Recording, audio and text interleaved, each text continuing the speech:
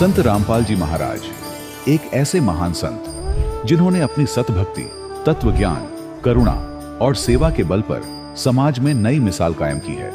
संत रामपाल जी महाराज की अगुवाई में उनके सभी सतलोक आश्रमों से समाज कल्याण के अद्भुत कार्यों ने समाज को सुनहरे भविष्य की एक नई उम्मीद दिखाई है। संत रामपाल जी महाराज से नाम दीक्षा लेने के बाद लाखों लोगों की लाइलाज बीमारियां जैसे कैंसर, एड्स आदि ठीक हुई। संत जी के ज्ञान से प्रेरित होकर उनके अनुयायियों ने लाखों यूनिट रक्तदान किया।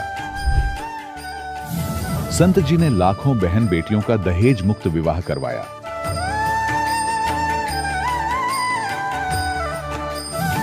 संत जी ने लाखों लोगों का नशा छुड़वाया, करोड़ों उजड़े परिवार बसे। संत जी के आश्रमों में समागम के दौरान निःशुल्क नेत्र चिकित्सा, दंत चिकित्सा प्रदान की जाती है। संत रामपाल जी महाराज द्वारा समय समय पर पर्यावरण संरक्षण के उद्देश्य से बड़े स्तर पर वृक्षारोपण किया जाता है। संत जी ने जरूरतमंदों को तत्काल राहत पहुंचाने के लिए एम्बुलेंस सेवा शुरू की। संत जी अपने अनुयायियों को देहदान के लिए प्रेरित करते हैं, जिससे मानवता की सेवा और चिकित्सा क्षेत्र में सुधार हो सके। संत रामपाल जी महाराज के सभी आश्रमों में हर रोज निःशुल्क भंडारा आयोजित किया जाता है, जहां हर वर्ग, हर जाति और हर धर्म के लोग एक साथ बैठकर भोजन करते हैं।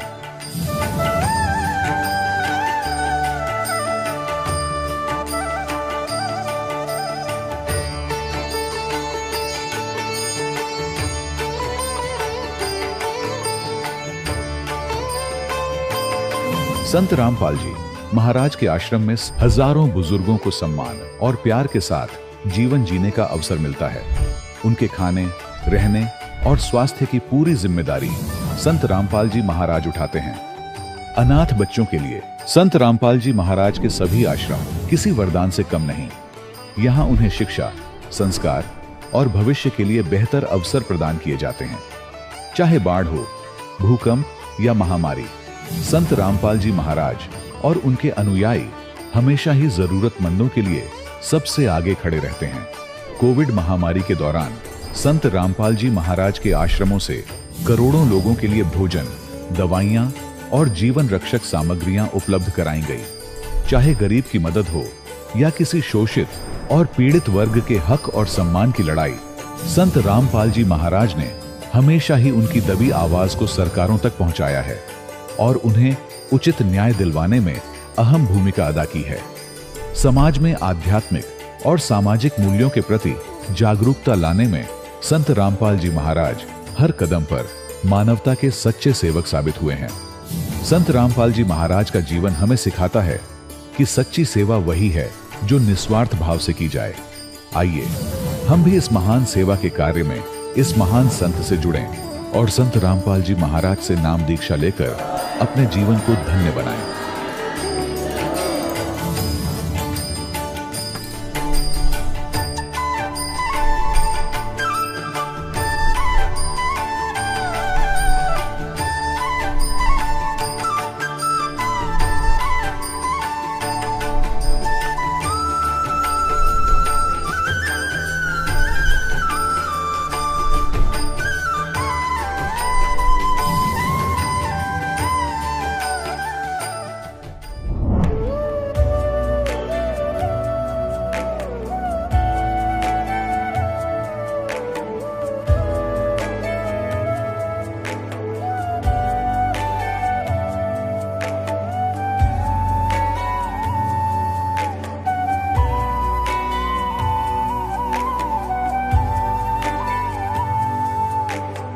कौन ब्रह्मा का पिता है, कौन विष्णु की मां, शंकर का दादा कौन है, हमको दे बता। ये जानने के लिए कृपया सुनिए। जगत गुरु तत्वदर्शी संत रामपाल जी महाराज के अमृत वचन सर्व पवित्र धर्मों के पवित्र शास्त्रों के आधार पर। सत साहिब दर्शकों, अगर कोई व्यक्ति बचपन से ही अपने धर्म की परंपरागत भक्ति साधना करता हो, लेकिन फिर भी उसके जीवन से दुख और बीमारियां खत्म होने की बजाय बढ़ती ही जाए तो क्या हो?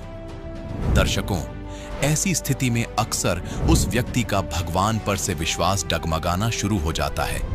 दर्शकों, कुछ ऐसी ही कहानी थी महाराष्ट्र के रहने वाले केशव बलिराम दंडगे जी की। केशव जी ने हिंदू धर्म में सुखदायक मानी जाने वाली हर भक्ति साधना को अपनाया, लेकिन अफसोस उन्हें न तो शारीरिक सुख मिला और न ही मानसिक शांति। लेकिन आज केशव जी का कहना है कि जब से मुझे संत रामपाल जी महाराज की शरण मिली है और शास्त्रों के अनुसार भक्ति का मार्ग मिला है, तब से मेरा जीवन पूरी तरह से बदल गया है। अब मेरी परेशानियां और बीमारियां छू मंत्र हो गई हैं। दर्शकों, अब सवाल ये उठता है, आखिर संत रामपाल जी महाराज की भक्ति में ऐसा क्या है कि केशव बलिराम जी और इन्हीं के जैसे लाखों लोग आज अपनी परंपरागत भक्ति साधना को छोड़कर संत रामपाल जी महाराज द्वारा बताई गई भक्ति साधना को अपना रहे हैं? आखिर इसके पीछे की सच्चाई क्या है?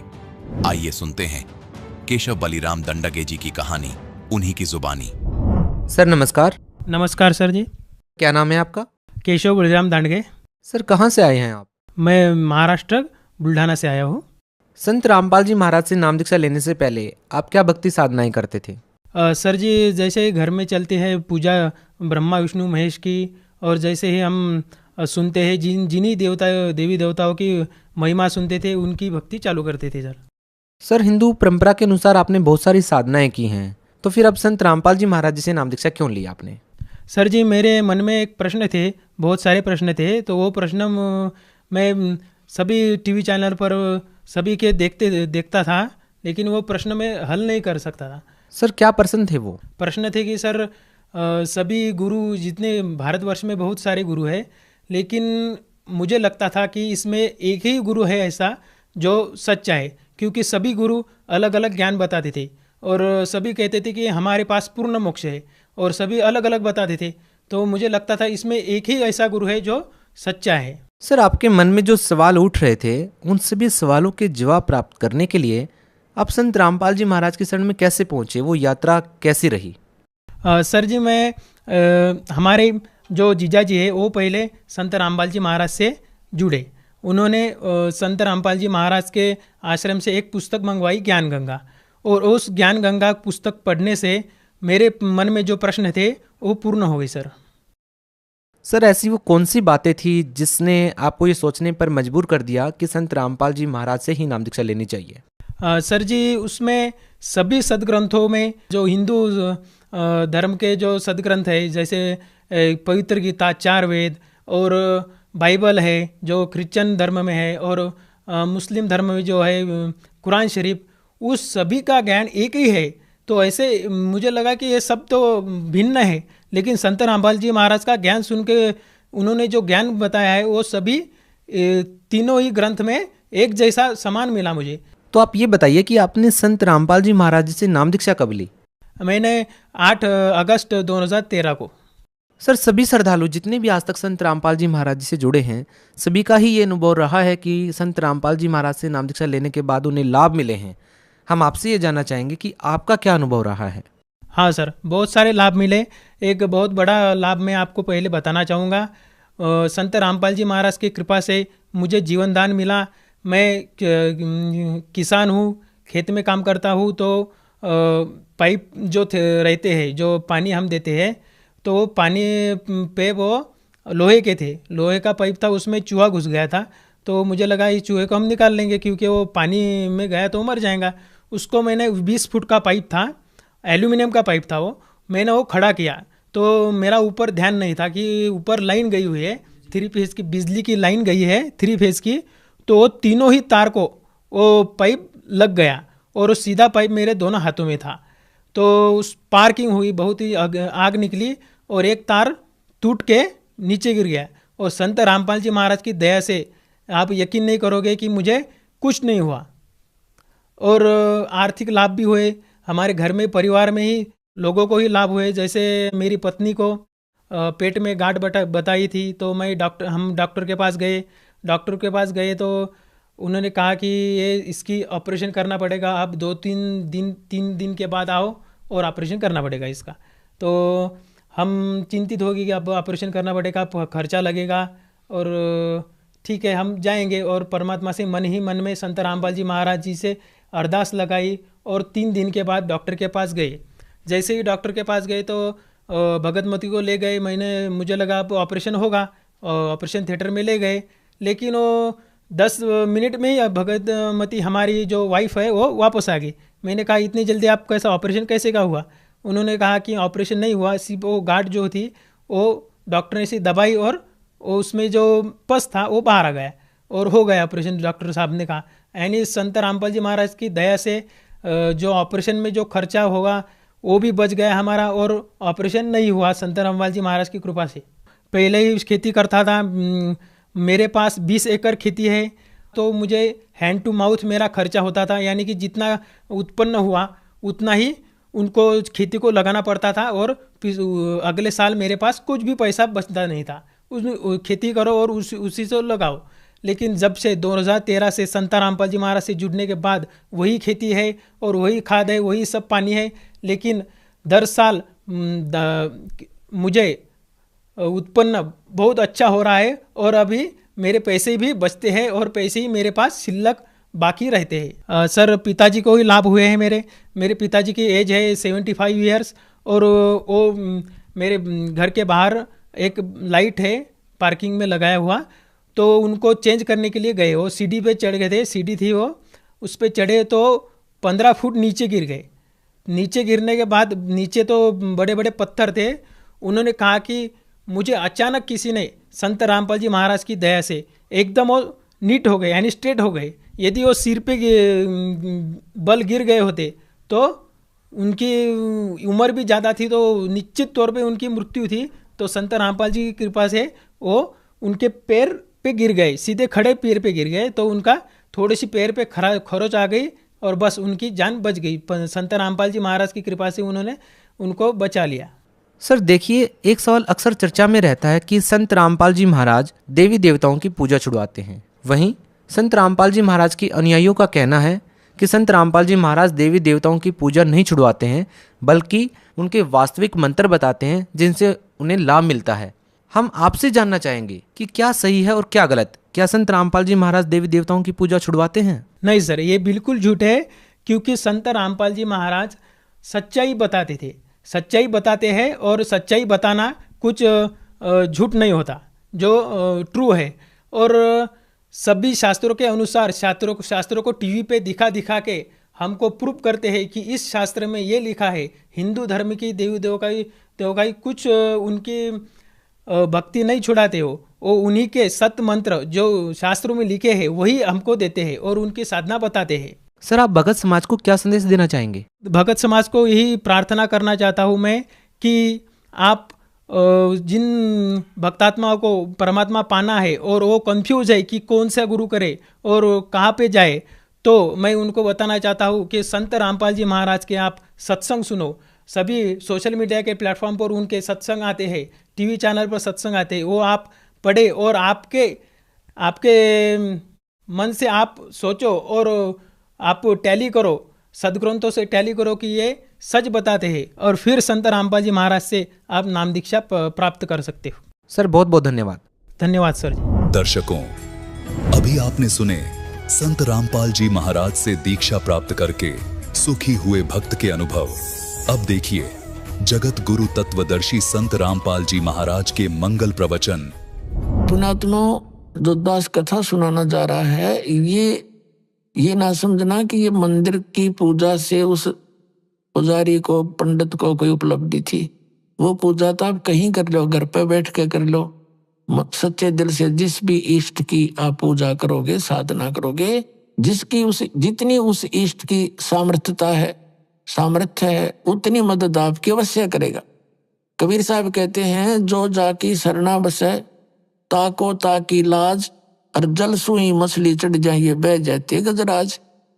अब जैसे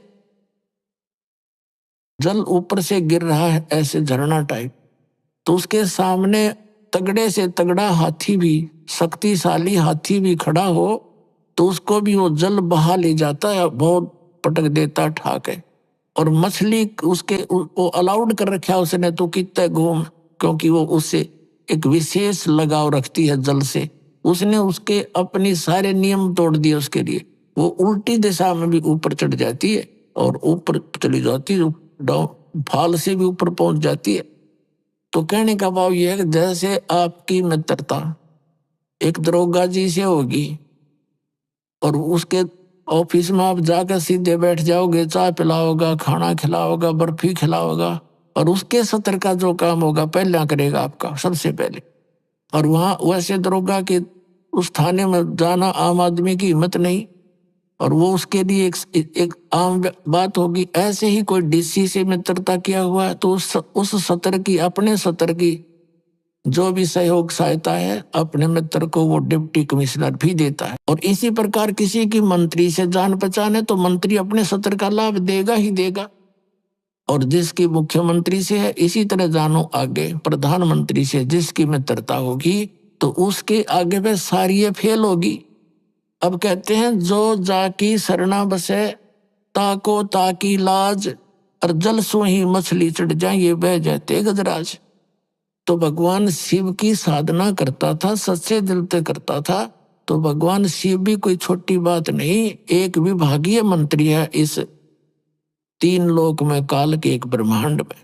ये पुण्यात्माओं ये कंसेप्ट साथ साथ इसलिए क्लियर करने पड़ते हैं कि आप लोगों के मन में वो पुराना बहुत ज्ञान अड़ा पड़ा है, कति यहाँ तक ठोक रखी हम, अब वो सारा निकालना पड़ा है। रेग मार मार के कति कूणा भी साफ करना पड़ता है, कहीं पेंट ठीक ना हो। अच्छा जो पेंटर होता है वो रेग मार बड़ा सावधानी से लगाता है सब जगह, कहीं जंग रह गया तो फिर टिकन नहीं देगा, इस लगा लगा खराब हो जाएगा। जब वो पुजारी पंडित जी ब्राह्मण भगवान शिव की पूजा में मस्त हो गया, आकाशवाणी हुई भगवान शिव की उस मंदिर में, कह रे धुरत कागभूषण तेरे को 1 लाख वर्ष तक नरक में डालूंगा। अब उस गुरुदेव ने भी आकाशवाणी सुनी, उस बच्चे को बुलाया, बेटा क्या गलती कर दी तूने, भगवान तुझसे क्यों अक्षुब्ध हो गए, अरे माफी मांग, क्षमा याचना कर। अपने आत्माओं कबीर साहब कहते हैं बहुत प्यारा बालक माँ का, और उससे बढ़कर ससगुरुओं का। माता पिता को बच्चा कितना प्रिय होता है, और कहते हैं उससे भी 100 गुना, कई गुना जो है गुरु को शिष्य प्रिय होता है, क्योंकि वो वचन का पुत्र पुत्री होते हैं उसके, और माता पिता के बंद के होते। तो वो अपना मान लेता उस दिन से, जिस दिन से वो शरण ग्रहण कर ली, नाम ले लिया, और उस दिन से उसके कल्याण के लिए वो हर तरह से सोचता है कहीं इसको हानि ना हो जाए। तो उस गुरुदेव ने कहा हे परमात्मा, हे भगवान, बालक बोला था, कोई गलती हुई हो तो माफ कर दो। कहते हैं 1 पैर तक, यानी लगभग 4 घंटे तक 1 पैर तक खड़े रहे। 4 घड़ी का 1 पैर होता है उसे, तो 1 पैर खड़ा रहा तो फिर प्रार्थना करते रहे। तब आकाशवाणी फिर हुई कि जम के लोग चलो रे भाई, हमरा वचन न खाली जाई। आकाशवाणी में कहा कि जब तू अपने गुरु जी का आदर नहीं कर सकता और मेरी भक्ति कर रहा है तो मेरी के टाट काटेगा तू, यहाँ कर भी एक को बद करेगा। तो पुण्यात्मा एक नियम है मालिक का। परमात्मा कबीर साहब कहते हैं गुरु मानुष कर जानते ते नर कहिए अंध, और महादुखी संसार में आज्ञा काल के फंद। कबीर साहब कहते हैं मम संत मुझे जान मेरा ही स्वरूपम। अब जैसे यह दास है और परमात्मा कबीर जी का भेजा हुआ उसका प्रतिनिधि समझो, उनका दास। आपके लिए इस दास को एज ए कबीर परमेश्वर ट्रीट करना पड़ेगा जब वो राजी होगा, जब वो प्रसन्न होगा, क्योंकि वो भगवान ये दृष्टि रखते हैं कि आज जैसा व्यवहार ये इस गुरु मेरे भेजे हुए संत के साथ कर रहा है, अगर मैं इसके स्थान पर होता तो ऐसे ही मेरे साथ ये ऐसा करता। तो क्या बताते हैं, जैसे एक गुरु गोविंद कर जानियो रहियो शब्द समाए, मिले तो दंडवत बंदगी, नहीं पल पल ध्यान लगावे। गुरु को परमात्मा जानकर अपना जीवन सफल करे, और मिले जब दंडवत बंदगी, नहीं चिंतन खूब करे। जैसे गणित का प्रश्न होता है, उसमें एक मूलधन ज्ञात करना होता है, और वो मूलधन करोड़ों की राशि का होता है। उस ऋण के उस सवाल में, प्रश्न में मूलधन ज्ञात करना पड़ता है। तो सपोज करना पड़ता है, मान लीजिए मूलधन 100 रुपए, और मूलधन 100 रुपये माने बिना वो ओरिजिनल मूलधन नहीं मिल सकता, यानी वो प्रॉब्लम सोल्व नहीं हो सकती, वो प्रश्न हल नहीं हो सकता। उसके लिए मानना पड़ता है, मान ले मूलधन 100 रुपये, वो 100 रुपये वास्तव में मूलधन नहीं होता, लेकिन उसके बिना वो वास्तविक मूलधन मिल नहीं सकता, कभी नहीं। तो इसलिए ये दास गॉड नहीं है, लेकिन आपने न्यू मान के अपनी रिहर्सल करनी पड़ेगी कि मान लो गुरुजी गॉड, ये समझ लेना पुना। तो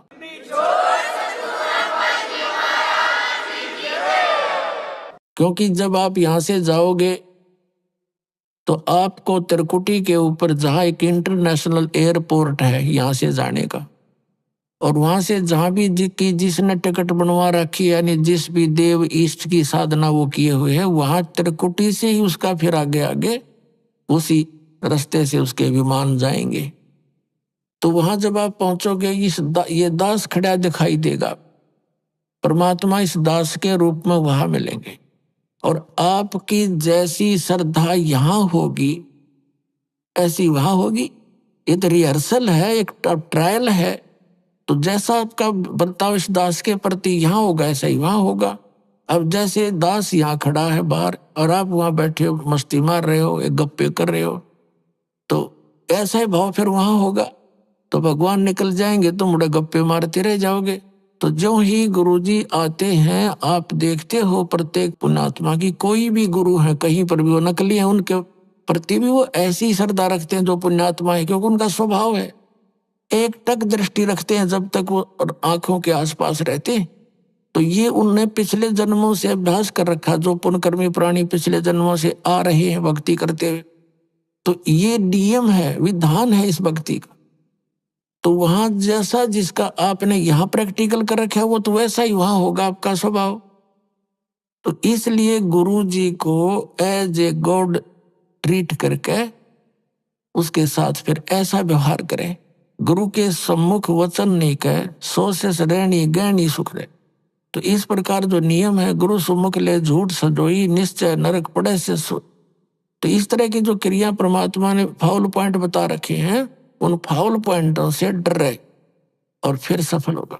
अब कागभूषण को आकाशवाणी में भगवान शिव ने बताया कि रे निकम्मे व्यक्ति, जब तू अपने गुरु का सत्कार नहीं कर सकता तो मेरा क्या लगा तू, और तुझे नरक में ठोकूंगा। कहते हैं फिर वो खड़े गुरु इस संति से दयालु होते। उस ब्राह्मण ने, उस पुण्यात्मा ने बार बार प्रार्थना की, हे परमात्मा आप तो दयालु हो, आप तो बख्शनहार हो, बालक है, छोटा बच्चा है, गलती होगी, इससे माफ करो। अरे क्या कर दिया तू नालायक, बता क्या कर दिया। तब आकाशवाणी में कहा कि ये अपने गुरु का आदर नहीं किया, खड़ा होकर के इसके अंदर अभिमान समा गया था, इसका ये दंड इसको भोगना ही पड़ेगा। फिर बार बार प्रार्थना करने से शिव जी ने कहा कि तेरे गुरु जी की प्रार्थना स्वीकार होती है, लेकिन नरक में तो तुझे जाना ही पड़ेगा, मैं इसको चेंज नहीं कर सकता। लेकिन उस नरक में तुझे यम के दूत दुखी नहीं करेंगे, ये मैं आदेश दे दूं। अब उसको इतना सहारा मिल गया, उसकी मृत्यु होगी कुछ वर्षों के बाद, और नरक के अंदर वो नरक में तो जाना ही पड़ा।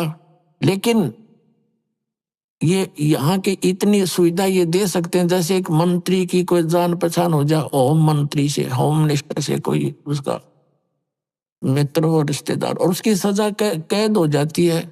अब उसने रहना तो पड़ेगा जेल में, लेकिन रहेगा उड़े बिल्कुल बटेऊ की तरह, कोई कुछ नहीं दुख दे सकता। तो उस कागभूषण को इतना सहारा तो मिल गया, लेकिन रहना पड़ा उस नरक में।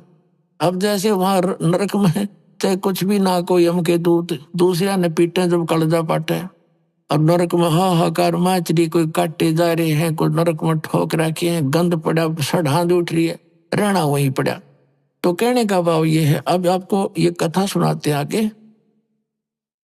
अब दास ये कहना चाहता है इस कथा के द्वारा कि जो पुण्यकर्मी प्राणी हैं, पिछले जन्म मनुष्य जीवन के पाते हुए आ रहे, वो तो भगवान की कथा सुनते ही तुरंत कहीं ना कहीं चिपक जाते हैं, और उनका स्वभाव है जैसे दीपक के ऊपर पतंग न चाहते हुए जाकर गिर जाता है, भले ही वो जल जाए, लेकिन उसका स्वभाव है उसको शीतल और उत्तम वस्तु जानकर जाता।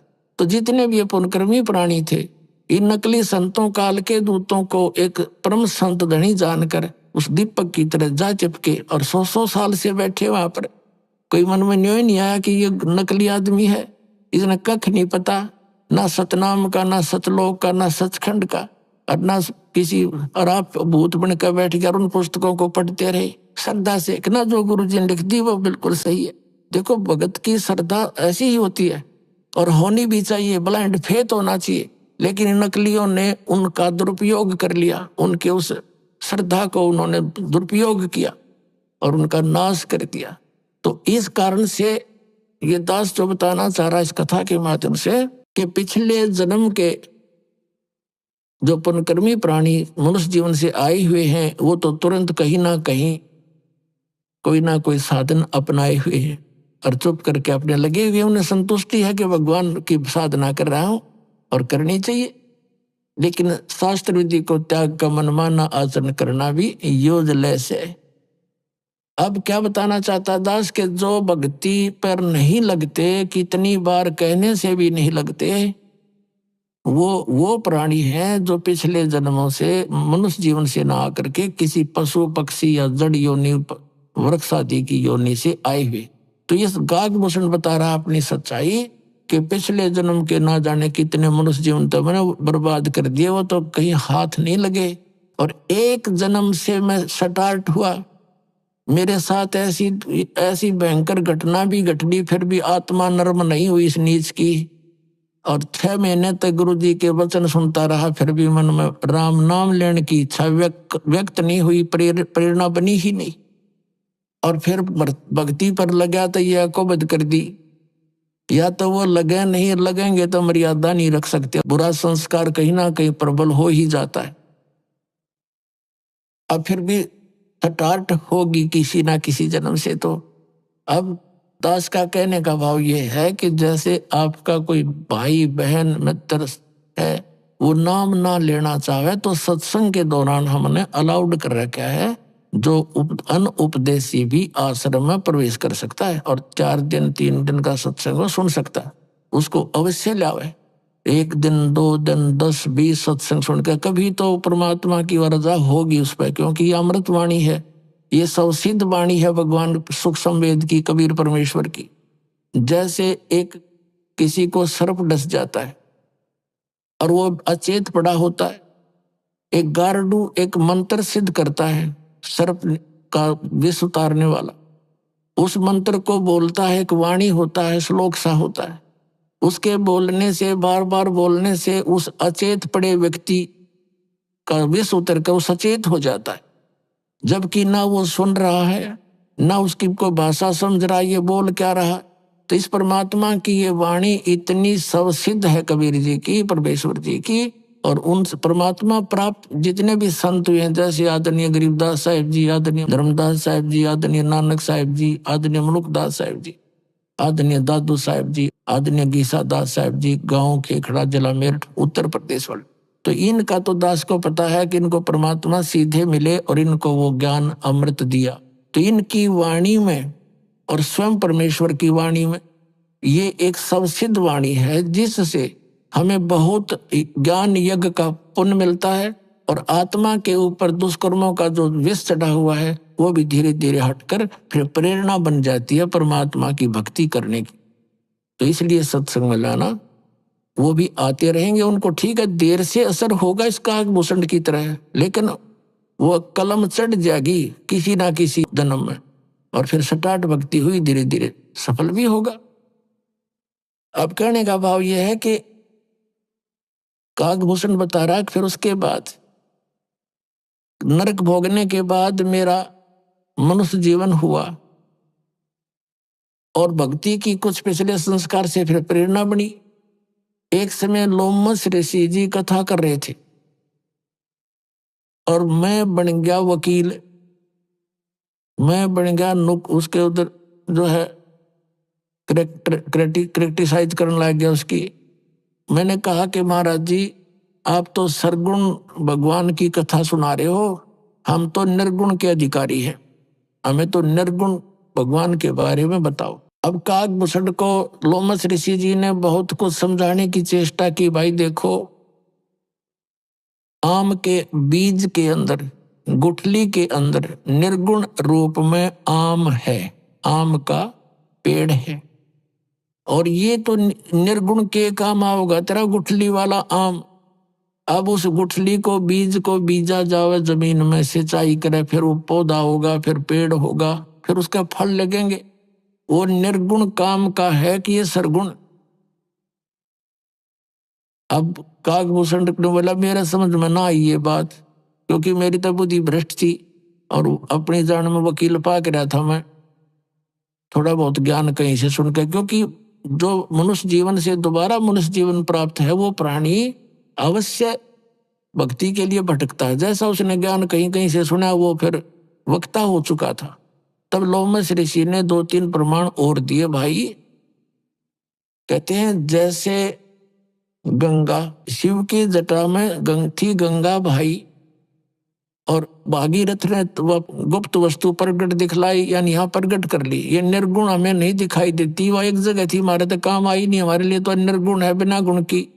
और जब गंगा यहाँ आई तो हमारे लिए तो गुण हो गया इसमें। तो ऐसे समझो वो क्या बताना चाह रहा था लोमस ऋषि के परमात्मा ऊपर तो निराकार है और नीचे यहाँ जो राम और श्री कृष्ण रूप में आते हैं तो ये सरगुण है, ऐसे बता रहा था। इनकी यहीं तक सोच है। तो उसने क्या कहा काकभूषण ने कि आप तो वैसे ही कह रहे हो, यानी कुछ ऐसी उठपटांग बात कह दी। तो लोमस ऋषि ने उसको श्राप दे दिया, अरे चंडाल, तू ना ज्ञान को सुनता है ना सुनने देता है, तेरा चंडाल का जन्म होगा। अब काकभूषण कहता मुझे पिछली बात याद आएगी कि मैंने गलत कर दिया, मुझे क्रोध नहीं आया, और ऐसे मायूस सा होकर बैठ गया है भगवान, बहुत गलती बन गई, मैंने विवाद किया, और प्रभु आपका वचन शिरोधारी है, पर मुझ दास को कहीं भी जन्म दे देना, चंडाल के देना या किसी के घर देना परमात्मा, एक रिसीवर, पर एक आशीर्वाद दे दो अपने दास को कि मुझे भगवान की भूल ना पड़े। अब लोमस ऋषि शांत होया, भी कोई बात ना, बालक था, विवाद कर दिया, मैंने भी गलत श्राप दे दिया। तो उसने कह दिया ठीक से बेटा, तुझे भगवान की याद बनी रहेगी। तो काकभूषण कहता कि फिर मेरा जन्म हुआ ब्रह्मा की पत्नी, इनका हंस वाहन है, अपनी हंसनी को लेकर के एक काग चंड के घर गई, चंड के पास ले गई उसको, यानी गर्भ धारण करवाने के लिए। तो उनके संयोग से हंसनी और कागचंड, काग के संयोग से मेरा जन्म हुआ। तो मेरा बाकी शरीर तो देवता जैसा और मुख है काग जैसा, लेकिन बोलता है मनुष्य की तरह। तो पुण्यात्मा उसके बाद काकभूषण कहता है कि फिर मेरा उद्धार किससे हुआ? एक जोगजीत नाम के एक संत मिले, उन्होंने मुझे परमात्मा पूर्ण ब्रह्म की साधना की जानकारी दी। ब्रह्मा विष्णु महेश से ऊपर कोई और परम शक्ति है काकभूषण, इन आपके विष्णु जी से शक्तिशाली और परमात्मा है, उसकी भक्ति मैं करता हूं, जिस कारण से मुझे ये गति मेरी ये हुई है कि सैकड़ों प्रलय मेरे सामने हो चुकी हैं और इतनी लंबी मेरी आयु हो चुकी है। अब क्या बताते हैं? बुझे गरुड़ भूषण बियाना, मोह से कहो भेद विधि नाना, वचन सुशील दृष्टि अनुरागी, देवता की दे द्वार मुख कागा। अब काकभूषण जी को गुरु जी कह रहे हैं, मधुकर बहन सुनंत हो शांति, कहो भूषण मुझिया की उत्पाती। श्रवण सुमृत वचन उमेदा, धाम रसायन सब तन वेदा। परम भेद कहो बहुभांति, मिटे हमारे मन की कांति। कौन देश को नगर निधाना, कहो भूषण आदि परवाना। कौन पिता को जननी जाम्या, कौन कुली कौन वंश बखाना। अवरण वरण कला परवेशा, तुम्हारी महिमा कर है शेषा। जल स्वरूप कुछ तरंग न तेजम, इंद्री जीत चढ़े मन से जम। ब्रह्म निरूपण निर्गुण भेखा, कहो भूषण मोहि आज संदेशा। कहे भूषण तुम सुनो खगेशा, तो से भेद कहूँ परवेशा। शंख कल्प जुग गए बिहाई, पूर्व जन्म की कथा सुनाई। शंख कल्प जुग हो गए, जामन मरण जिहान। जन्म पूर्व ला तुझे कहूँ, सुनो खगे से सुजाने। गरुड़ जी को काकभूषण कह रहे हैं, कह भूषण सुनो खगेसा, अर्थों से भेद कहूँ परवेशा। शंख कल्प युग गए बिहाई, शंख कल्प तमन बर्बाद कर दिए और पूर्व जन्म की कथा सुनाई। शंख कल्प युग हो गए, जामन मरण जिहान। जन्म पुरबला तुझे कहूँ, सुनो खगे सुजान। सुनो गरुड़ मेरा आद संदेशा, भिन्न भिन्न भेद कहूँ खगेसा। शंख जन्म पूरब पैमाला, शंखों जन्म पूरब यानी पहले के पैमाल माने नाश कर दिए। शंखों जन्म पूरब पैमाला, और गए जो मिथ्या नहीं संभाला। वो तो मिथ्या गए में संभाल नहीं सका, यानी भक्ति ठीक बनी नहीं, मैं स्टार्ट नहीं करी भक्ति। अवधपुरी एक नगर निधाना, जहाँ अवतार धरे मोरे प्राणा। 20 वर्ष की उम्र पुनीता, और मात पिता भय काल समीपा। मेरी 20 वर्ष की उम्र थी, मेरे मात पिता और सब परिवार मेरा काल की ग्रास हो गया, नहीं मर गया। पड़ा काल दुर्भिक्ष ताही, और पृथ्वी डोल गई रे भाई। ऐसा भयंकर दुर्भिक्ष गिरा था, अकाल गिरा था कि पृथ्वी भी कांप गई थी, ऐसा हाहाकार मचा था। पड़ा काल दुर्भिक्ष अपारा, मनुष्य मनुष्य का करे आहारा। अन्न का नहीं आहार प्राणी, पड़ा काल दुर्भिक्ष समानी। अवधपुरी हम तजी खगेसा, ताई आए हम मालू देसा। पुरी अवंती लीना बासा, जावा नहीं अन्न की त्रासा। अन्न तो वहां पेट भर खाया, कह भूषण सुनो खगराया। पंडित एक अवंती माही, कथा करण नित शिव द्वारे जाही। 6 मास हम संगति की नी, पौर तास की दीक्षा लेनी। टहल करत शिव पंडित केरी, गुरु चेले का भाव गनेरी। स्वामी करण गए स्नाना, और पूजा अर्पण धूप दयाना। शिव पूजा पंडित अर्थावे, बेल पत्थर धर लिंग बनावे। शिव पूजा पंडित करे जहाँ हम लिया निवास, और गुरु दीक्षा मन में करी मिटी खगेश प्यास। तन मन अर्पे फेर माला, जाके ऊपर ईश दयाला। यानी काकभूषण जी कह रहे हैं कि वो पंडित जी अपने शिव भगवान के ऊपर कति समर्पित था, जिस कारण से भगवान शिव की उसके ऊपर पूरी कृपा थी। पूजा करण दिवालय आए, ता हम बैठे दर्शन पाए। जहाँ शिव को मोह दिया सरापा, लाख वर्ष तुम जमपुरी राखा। पंडित सुना बचन शिव केरा, ओठ चरण लीना गुरु केरा। पंडित शिव का दान लगाया, कल्प करी बालक बोराया। हे रे बालक तू धर शिव का ध्याना, ताते बख्शे तेरे प्राणा। तो पुरात्माओं कहने का भाव ये है इस दास का, ये सब कि भक्ति स्टार्ट भी होगी उसकी काकभूषण की, और फिर उसने और भी भक्ति कर रहा था। जब जोग जीत ये परमात्मा सतपुरुष स्वयं आते हैं, अपनी प्यारी आत्माओं को मिलते हैं जो परमात्मा के लिए भटक रहे हैं, और उनको फिर तत्व ज्ञान समझाकर सत भक्ति, वो 2 अक्षर का मंत्र सतनाम देकर उनका कल्याण करते हैं। अब कागभूषण जी भक्ति भी कर रहे थे, ऋषि संतों से उपदेश भी ले रखा था। तब परमात्मा गए, बेटा इस साधना से तेरा जन्म मृत्यु नहीं मिट सकता, और पूरी सृष्टि रचना सुनाई। तब कागभूषण ने बताया उस गरुड़ जी को कि गरुड़ जी, जो साधनाएं आप कर रहे हो, भगवान विष्णु को आप परमात्मा मानकर साधना कर रहे हो, ये पूर्ण परमात्मा नहीं है, इसकी तो आप जन्म मृत्यु होती है। अब कागभूषण से ये ज्ञान सुन के गरुड़ जी की भी आंखें खुल गई कि भी सचमुच इनकी जन्म मृत्यु होती है। और कागभूषण ने यहां तक बताया, परमात्मा कबीर जी जो जोगजीत रूप में उनको मिले थे, कि बेटा ये ब्रह्मा विष्णु महेश तुम्हारे किसी भी प्रारब्ध के कर्म को कम और ज्यादा नहीं कर सकते। यानी तेरे मृत्यु है तो मृत्यु होगी ही होगी, ये उसमें एक्सटेंड नहीं कर सकते। गरुड़ जी के मन में आया भी बात भी सच्ची है। फिर ये किसी भगवान, फिर परमात्मा आकर के गरुड़ जी को भी मिले।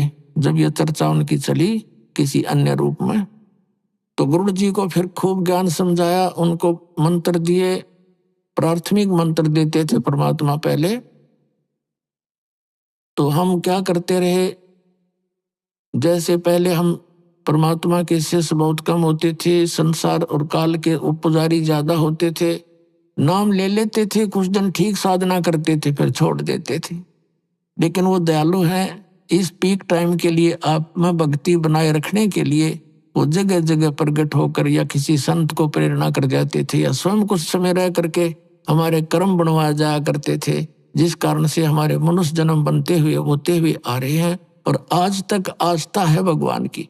और वो यही चाहत है परमात्मा कि जब तक ये प्राइम टाइम आवे पिछली पीढ़ी का, आस्था बनी रहे मनुष्यों में भगवान की। नहीं तो पुण्यात्माओं, अगर 100 वर्ष और लेट हो जाता ये समय आज जो चल रहा है, राम नाम कहने या भारत में नहीं पाओ, या सच कर बता देता हूं आपको, कति नाश हो जाता भक्ति का। क्योंकि जितने ये पंथ हैं ये सब शास्त्र विरुद्ध साधना कर रहे हैं, और जितने भी हिंदू धर्म के हमारे गुरुदेव हैं ये वेदों और गीता के विपरीत ज्ञान देकर वो साधना करवा रहे हैं जो कति यूजलेस है। और जिस कारण से हमें भगवान की राहत मिल नहीं रही, हम लुटेरे बन गए, हम रिश्वत लेने लग गए, हम मिलावट करने लग गए, जिससे धनी बनना चाहते हैं और दूने दुख आने लग गए प्राणियों। तो इस परमात्मा ने आकर के यहां तक आपको आस्था बनाए रखनी थी, और अब संभाल लिया। अब आपको वो लाभ मिलेंगे जो भगवान दिया करता है। आपको यहां भी सुख देगा जो आवश्यक होंगे आपके लिए, और आपको सतभक्ति देकर सतलोक ले जाएगा।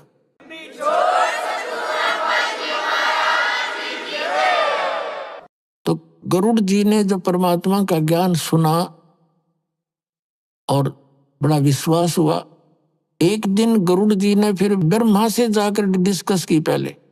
अब ब्रह्मा ने विष्णु भी बुला लिया और शिव जी भी बुला लिया, वहीं पर तीनों मंत्री इकट्ठे हो गए। कहने लगे आज ये पता नहीं गरुड़ के भांग पी रहा है, नो कहे तुमसे ऊपर कोई शक्ति है, तुम तो किसी का प्रारब्ध में परिवर्तन नहीं कर सकते। वो कहने लगे वे ऐसे कैसे बात है, हम क्यों नहीं कर सकते गरुड़ जी। गरुड़ जी कहने लगे जी देखो बात सुनो। तो गरुड़ जी ने ध्यान लगा, परमात्मा ने सूक्ष्म रूप से बता कि इनसे नो कह दे एक लड़का मर गया फलाने उस द्वीप में, और उसको जीवित कर दो, उसका समय नहीं आगे, उसकी मृत्यु हो चुकी, आगे प्रारब्ध में शेष सांस नहीं, उसके जीवन नहीं है। तो गरुड़ जी ने कहा कि मैं एक बालक लाता हूं जिसकी मृत्यु की अभी हुई है, तुम उसकी आयु बढ़ा दो, मान लूंगा तुम भगवान सुप्रीम पावर हो। वो कहने लगे लाओ। गरुड़ जी उनको लेकर आ गया बच्चे को, तो वो ना जीवित हुआ, ना ब्रह्मा पे, ना विष्णु जी पे, ना शिव जी पे। फिर वो गए अपनी माँ के पास, दुर्गा के। अब दुर्गा से कहा कि माता ऐसे ऐसे गरुड़ कहता है कि हमसे भी ऊपर कोई पावर है। तब दुर्गा ने कहा बेटा तुमसे ऊपर तो बहुत बड़ी पावर है। तो उसने कहा माता जी हमारी बेइज्जती हुआ है, आप इस बालक ने जीवित कर दो। वह बोली ना भाई, ये हमारी पावर से बाहर की बात है, इसको तो वो पूर्ण परमात्मा परम अक्षर ब्रह्म वो कर सकता है, ये अपने बस की बात नहीं बेटा। तो कहते तीनों ने मुंह लटका लिया, रियावा से होकर उठ कर चले गए गुरु जी के पास। तो कहने का भाव यह पुण्यात्माओं, जब हम सच्चाई से परिचित होते हैं तब हमने इन भगवानों की समर्थता का ज्ञान होता है, और वो समर्थ हमारे लिए भटक रहा है। वो परमात्मा सतलोक से आते हैं, अच्छी आत्माओं को मिलते हैं, और उसके लिए कहाँ प्रमाण है? हमारे सदग्रंथ प्रमाण है।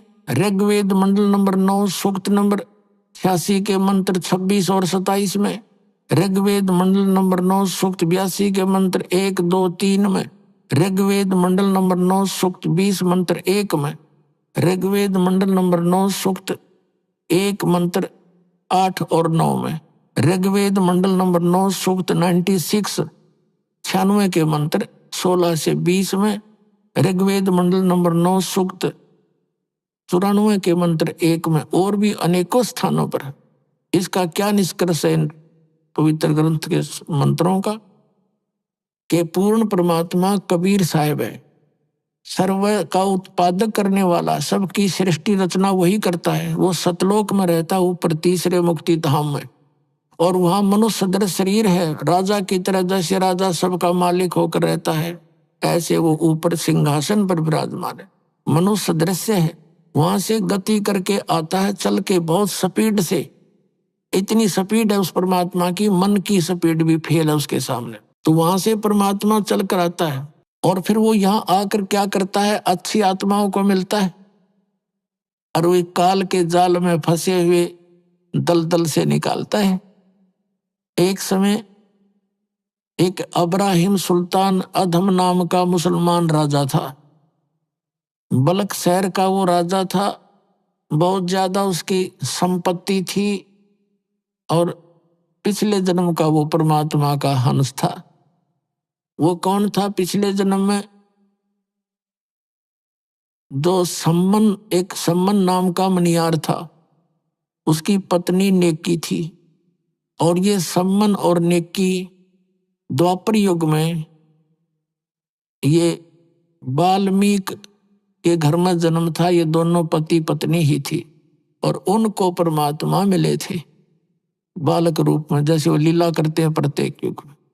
तो उनकी उस सेवा के वश परमात्मा ने उनको फिर वहां आकर संभाला था। उसके बाद नेकी और उसका पुत्र सेव तो पार हो गया था, सम्मन नहीं हुआ था।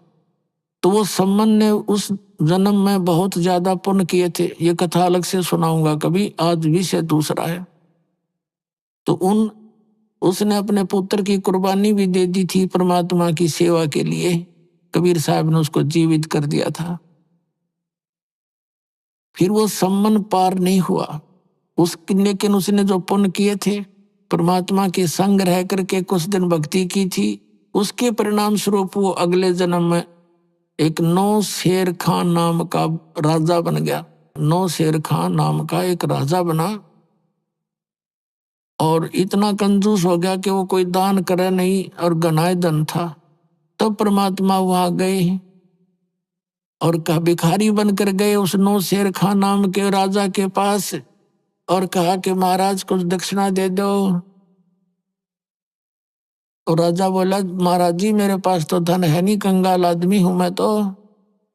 महाराज ने कहा, उस परमात्मा जो संत रूप में खड़े थे कबीर साहब, कि राजन तेरे पास तो 80 खजाने हैं, 80 गंज, एक गंज में अरबों की संपत्ति होती है, खरबों की, हीरे पन्ने लाल सोना, और उसकी 80 ध्वजाएं फरक रही थी।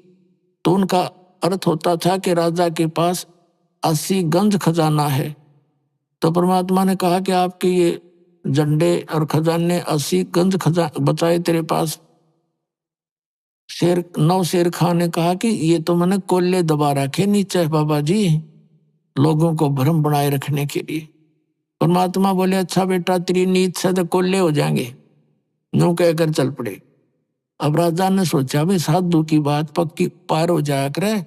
उसने खुद आके देखा, नौकरों से वो सारे कोल्ले हो गए, लाल हीरे पन्ने जो भी थे। अब मात उसका तो कलेजा पकड़ लिया कती, और नौकरों को भेजा कि संत को लाओ बुला के, और नौकर भागेगे, महाराज जी आपको राजा बुलाता है, अगर राजा को गर्ज पड़े तो यहाँ आ जाएगा, ये बैठा मैं। वो नौकर कुछ भागे गए कि महाराज जी वो तो ऐसे ऐसे कह रहे हैं। वो 9 शेर खां राजा आप जा करके चरणों में गिर गया। परमात्मा ने कहा भाई बात सुन, ठीक है। उसने प्रार्थना की, परमात्मा बख्श दो, मेरे से गलती होगी, मेरा धन वैसा ही कर दो। तो परमात्मा ने कहा कि इसमें से 80% दान करे तो तुझे वापस दे सकता हूँ, वैसा ही कर दूंगा। अब जो आप कहोगे वैसा ही कर दूंगा। चल वापस आ गया। अब मेरे सामने कर, कंजूस कहीं फिर गलती कर दे। अब उसने देखा उसे फिर हो गया तो सोना हीरे पन्ने कति। राजा ने फिर तुरंत भंडारे ला दिए, साधु संत भक्तों को हैं वो बांट दिए 80 गंज। परमात्मा चले गए और कहा दीक्षा ले, नाम दे दिया। ये तो मार मार खीर खिलाओ अपने बच्चों को।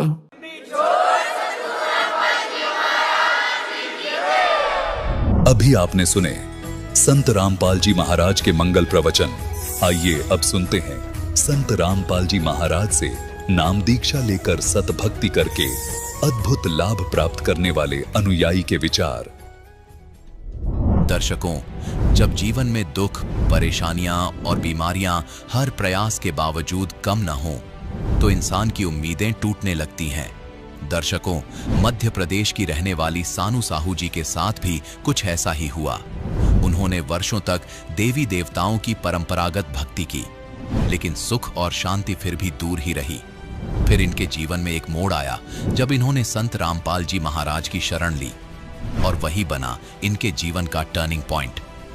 दर्शकों, आज सानू जी का कहना है कि जब से मुझे संत रामपाल जी महाराज द्वारा बताई गई आदि सनातनी भक्ति प्राप्त हुई है, तब से मेरा जीवन ही बदल गया है।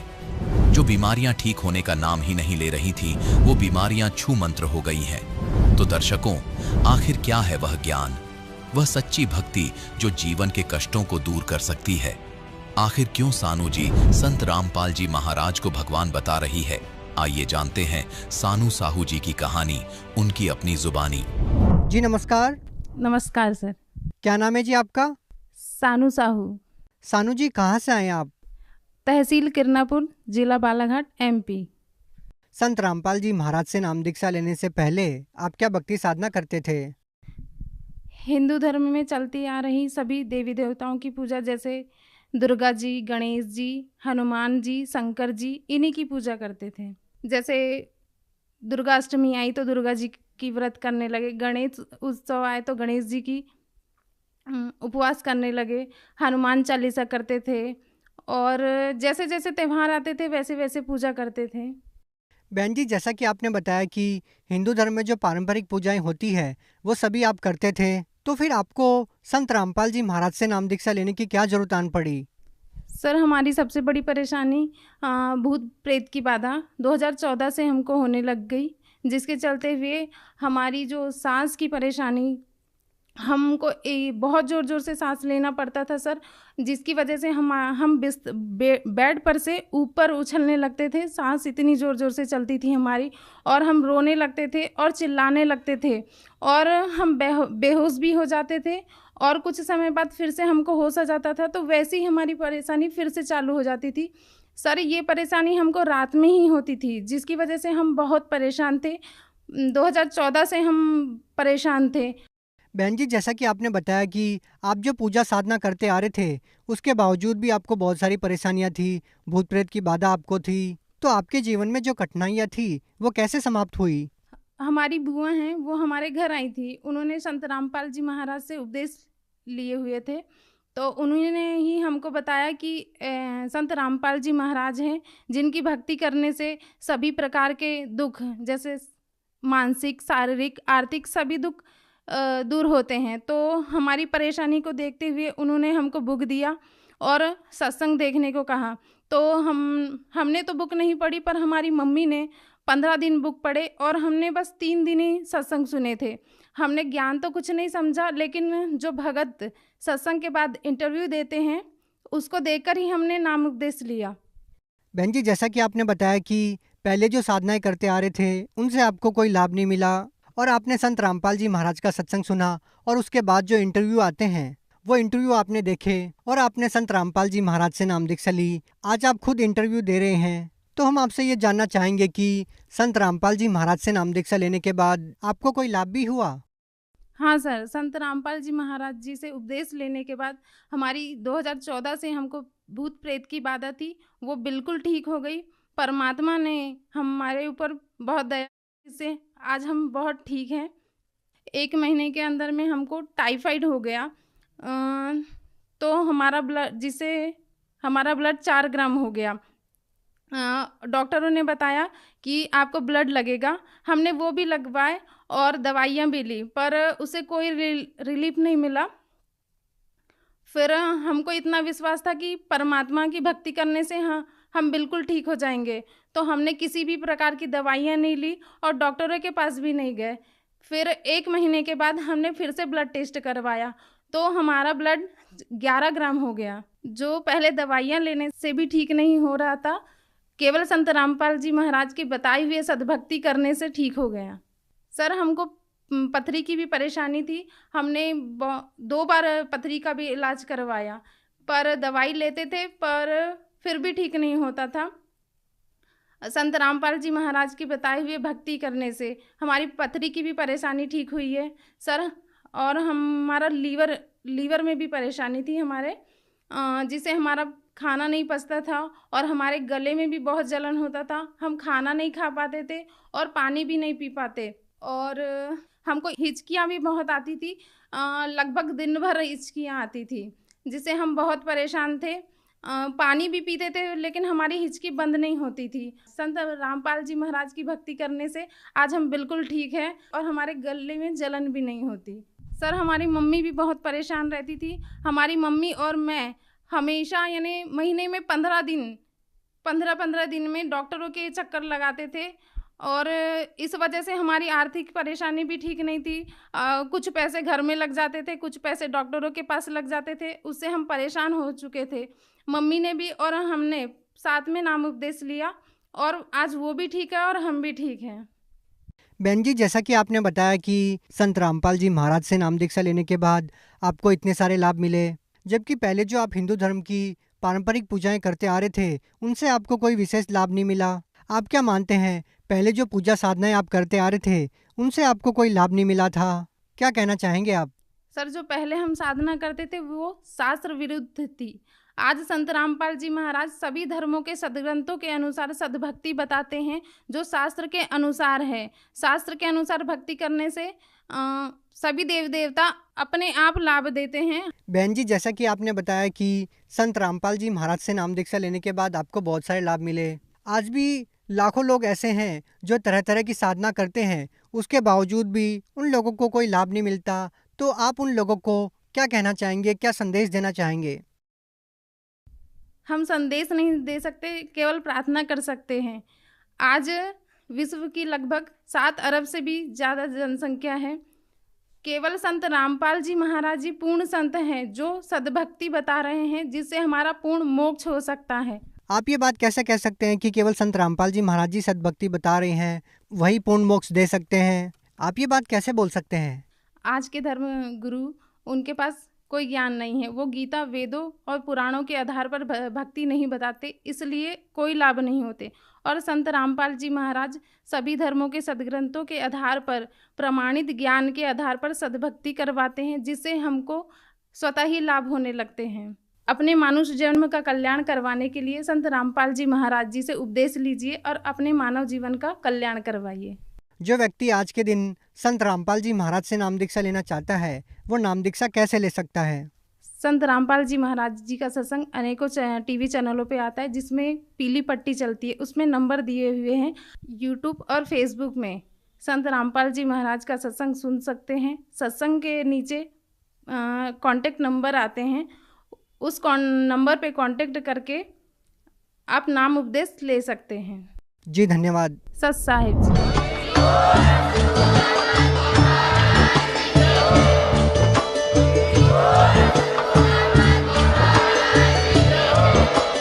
आप सुन सुन रहे थे जगत गुरु तत्वदर्शी संत रामपाल जी महाराज जी के मंगल प्रवचन। अधिक जानकारी के लिए विजिट कीजिए हमारी वेबसाइट www.jagatgururampalji.org। संत रामपाल जी महाराज जी के शुभ आशीर्वाद से पूरे विश्व भर में 500 से भी ज्यादा नाम दीक्षा केंद्र हैं, जिन पर संत रामपाल जी महाराज जी द्वारा ऑनलाइन निशुल्क नाम दीक्षा दी जा रही है। अपने नजदीकी नाम दीक्षा केंद्र का पता करने के लिए संपर्क करें 8222880541।